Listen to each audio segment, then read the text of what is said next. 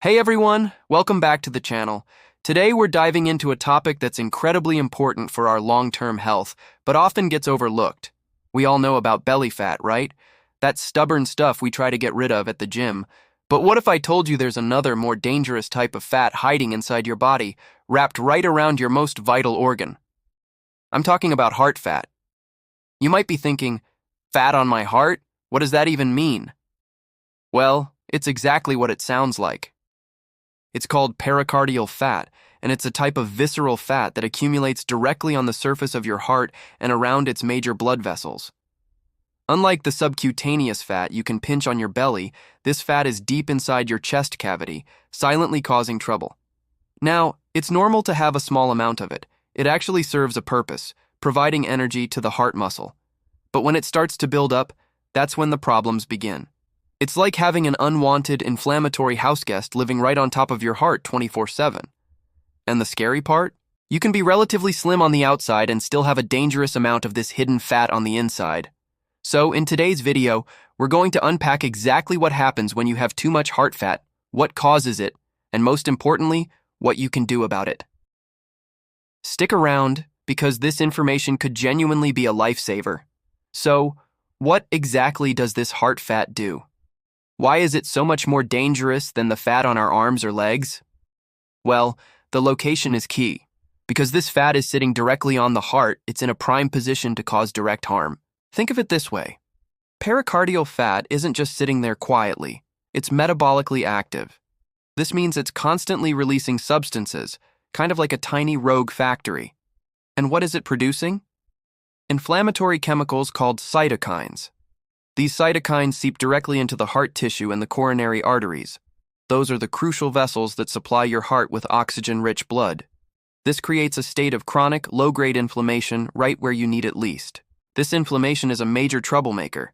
It can damage the delicate lining of your arteries, making them stiffer and less flexible. This process is known as atherosclerosis. As the artery walls become damaged, it's easier for plaque, a nasty mix of cholesterol, fat, and other substances, to build up. Imagine a smooth pipe slowly getting clogged with gunk. That's what's happening to your coronary arteries. Over time, this plaque buildup narrows the arteries, reducing blood flow to the heart muscle. This can lead to chest pain or angina, especially during physical activity when your heart needs more oxygen. But the real danger happens when a piece of this plaque breaks off. The body tries to heal the injury by forming a blood clot. If that clot is big enough, it can completely block the artery. And when blood flow to a part of the heart is cut off, the heart muscle starts to die. That, my friends, is a heart attack. So, having excess heart fat significantly increases your risk of coronary artery disease and heart attacks, simply because it's constantly fueling the fire of inflammation right at the source. But the trouble doesn't stop with just clogging your arteries. This inflammatory environment created by heart fat can lead to another serious condition, atrial fibrillation, or AFib. AFib is the most common type of irregular heartbeat. Instead of a steady rhythmic beat, the heart's upper chambers, the atria, quiver or fibrillate chaotically. Why does heart fat contribute to this? The constant inflammation can cause scarring and electrical changes in the heart tissue. It disrupts the normal pathways of the electrical signals that control your heartbeat, causing them to go haywire. Having AFib is a big deal. It can make you feel dizzy, short of breath, and extremely tired. But the most significant risk is stroke. Because the atria aren't pumping blood effectively, blood can pool and form clots. If one of these clots travels from the heart to the brain, it can block a blood vessel and cause a devastating stroke. Studies have shown a direct link. The more pericardial fat a person has, the higher their risk of developing AFib. It essentially creates the perfect storm for electrical instability in the heart. And there's more. Heart fat also plays a role in the development of heart failure. This might sound like your heart suddenly stops working, but that's not quite right. Heart failure is a chronic condition where the heart muscle becomes too weak or too stiff to pump blood efficiently to the rest of the body. How does heart fat contribute to this? For one, as we've discussed, it can lead to coronary artery disease, which weakens the heart muscle over time due to a lack of oxygen. But there's also a more direct effect. The fat itself can physically crowd the heart, making it harder for it to expand and fill with blood properly. This is particularly true for a type of heart failure called diastolic heart failure, where the heart muscle becomes stiff. The inflammatory substances released by the fat can also directly harm heart muscle cells, making them less effective at contracting. So, you have a situation where the heart is working against multiple obstacles: clogged arteries, electrical problems, and now a weakened and stiffened muscle. It's a triple threat, all fueled by that fat accumulating around the heart. Now you might be wondering, how do I even get this fat? What causes it? Well, the risk factors are probably familiar to you, as they overlap with the risk factors for general obesity and other metabolic diseases. A major contributor is a diet high in processed foods, unhealthy fats, and sugar. These foods promote inflammation throughout the body and make it easy to consume excess calories, which your body then stores as fat, including around your heart. A sedentary lifestyle is another huge factor. When we don't move our bodies enough, our metabolism slows down, and we're more likely to store fat instead of burning it for energy. Regular exercise is one of the best ways to combat visceral fat accumulation. Other factors include genetics. Some people are just more predisposed to storing fat in this way, as well as age. As we get older, our body composition naturally changes, and we tend to accumulate more visceral fat. Chronic stress and poor sleep also play a role by messing with our hormones, like cortisol, which can encourage fat storage around our midsection and internal organs. It's really a combination of lifestyle, genetics, and age. So how do you know if you have excess heart fat? This is the tricky part. You can't see it or feel it. You could have a normal BMI and still be at risk. The most accurate ways to measure it are with medical imaging tests like a CT scan or an MRI of the chest. These tests can precisely visualize and quantify the amount of fat around the heart. However, these aren't typically used as routine screening tools just for this purpose. More often, a doctor will assess your overall risk. They'll look at your waist circumference.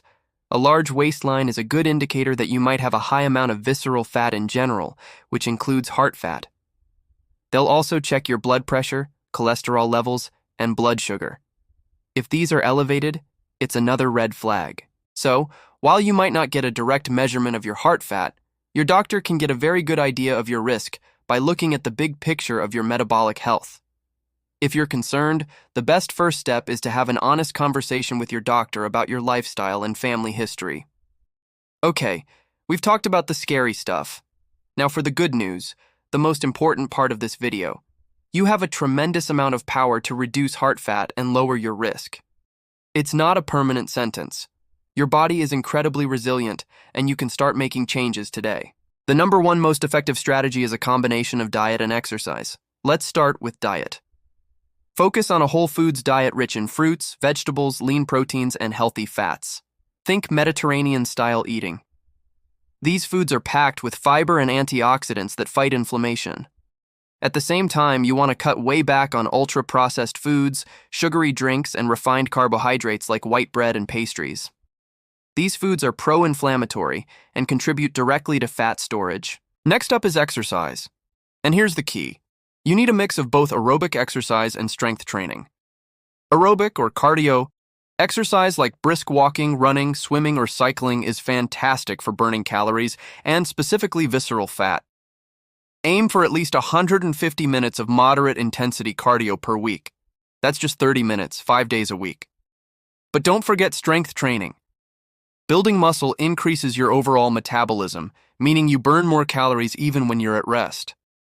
This helps prevent fat from accumulating in the first place. Lifting weights, using resistance bands, or doing bodyweight exercises like push-ups and squats 2 to 3 times a week is a great goal. Beyond diet and exercise, managing stress is crucial. Chronic stress elevates cortisol, which, as we mentioned, is linked to visceral fat. Find healthy ways to unwind. This could be meditation, yoga, deep breathing exercises, spending time in nature, or listening to music. Whatever works for you. And please, prioritize sleep. Aim for 7 to 9 hours of quality sleep per night. Poor sleep disrupts hormones that regulate appetite and fat storage, making it much harder to lose weight and maintain a healthy body composition. Putting it all together, Fighting heart fat isn't about a quick fix or a fad diet. It's about adopting a sustainable, healthy lifestyle. It's about nourishing your body with good food, moving it regularly, getting enough rest, and managing your stress. These changes won't just reduce the fat around your heart, they'll improve every single aspect of your health, from your mood and energy levels to your risk of numerous chronic diseases. Remember, the information in this video is for educational purposes and is not a substitute for professional medical advice. If you're worried about your heart health or think you might be at risk, please talk to a healthcare professional. They can give you personalized advice and support. Thank you so much for watching today.